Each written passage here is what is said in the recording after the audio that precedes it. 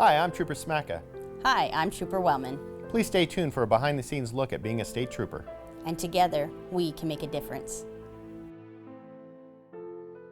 Here we are live at the 360 Vegas studios with another edition of Trooper Talk with Trooper Wellman. People are now going on to road trips. Yeah. We're in a different stage of everyone's life, like this year, and you know what I mean? Like people are out of all these other things that happened over the past couple years. And so now people feel free to, get in the car and drive to a hotel or go to a camping ground or, whatever it is that they might be. And, we always talk about the driving tips of the not driving on the shoulder and stuff like this, but, we don't talk about the wiper blades. Mm-hmm. The other day it rained, my windshield wipers were not very good. Yeah. And so you don't think about that until you need them. Be prepared, right? Right? I mean, I don't know about floor mats, but I'm just saying that, you talk about the cooling system. Listen, I have a friend. He's taking a trip to North Carolina. It's going to take him 5 days.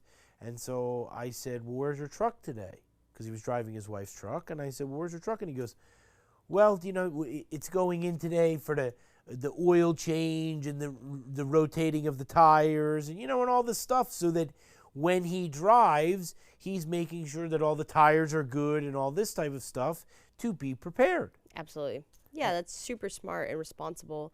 A lot of vehicles have recalls, lately, and my car was one of them as well. And I called and I made an appointment. They got me right in and switched some stuff out. And it's always good to stay up on your vehicles, recalls or any equipment that might need repair. Make sure your brakes are working sufficient. Like you said, with the rain that just happened, make sure you have your wiper blades because you don't want to be in a situation where you're driving and now you can't see and it's obstructing your view. Yeah. And even if you pull over, then what? Like, you just have to sit there and wait it out. Make sure your battery is good to go. Make sure you always have plenty of fuel in your car if you are doing a trip. You don't want to run out of gas. That is like one of the worst things ever, just because if you're in the middle of nowhere, who knows how long it's going to take to get someone there. Make sure your tires have plenty of air and your pressure's right. You don't want to have too much pressure because then you could risk also, them popping, exploding, right.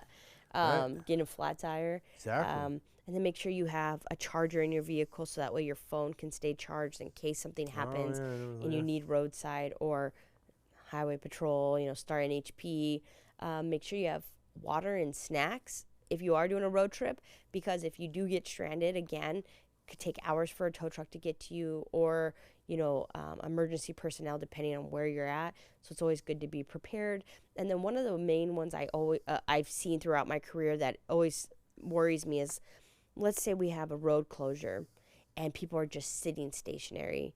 People that take medication will come up to me when I'm closing the road and say, I'm diabetic, or my child needs this medication, or, just make sure you're always prepared with your insulin or any of your medications that you may need, thinking, oh, I don't need it for 6 hours. Well, if there's a road closure or fatality or something and you're stuck, make sure you always bring extra, because that is something that I've seen multiple times, and what are we going to do? We have to call an ambulance because we have no resources if we're in the middle of nowhere, out in our rural area, I should say. And it's just a very scary thing to be a part of. And I've seen where a child was diabetic and they needed insulin, and it was like, what do we do? Do we land in a helicopter because we need to get this insulin here? It was just very scary and traumatic. Everything worked out, of course, but just please be prepared. Yeah, and the thing is, this is a real scenario. The road can close directly in front of you for 5 hours. Yes. And so it is possible. And so we have to, And we can't even turn vehicles around most of the time because there's just miles of traffic. And even if we did turn you around, we don't know when the roadway's opening, so we could let you sit there for an hour thinking the road's about to open. Thanks again, Trooper Wellman. We greatly appreciate it. We're getting through. We just have to keep on our path. I agree. Thanks so much, okay? Thanks for having me. All right, see you later.